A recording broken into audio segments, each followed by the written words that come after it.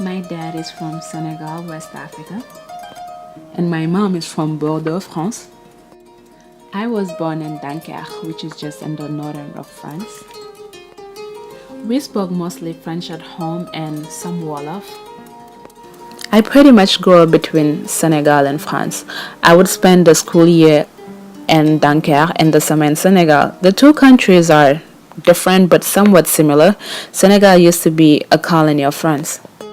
My dad used to travel to the US often, and then eventually he decided to settle in.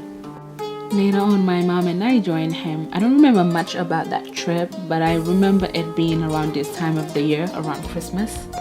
I didn't stay for long. I just stayed for a couple of weeks, and then my parents sent me back to Dunkerque to stay with my grandparents. I didn't want to move to New York. I love living between France and Senegal. Until I was told that I have a little brother. And then 2 years after that, I was told again I have another little brother.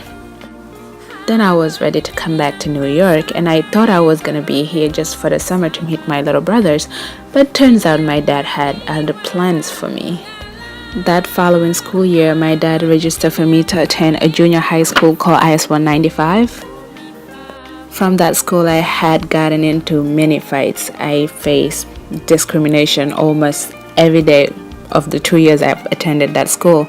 I was called mean names. I was made fun of because of my skin color.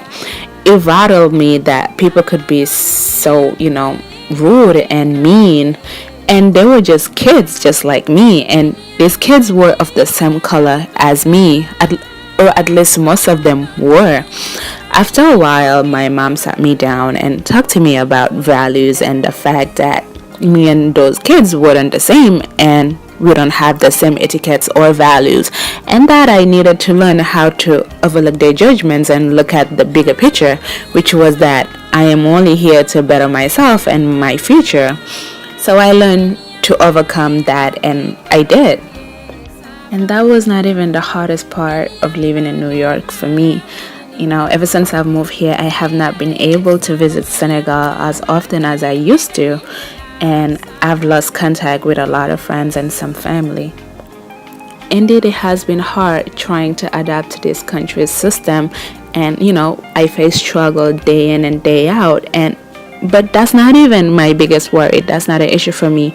But my problem is not being able to see the ones you love the most and speak to them as much as you want to because of the time difference and so many other things.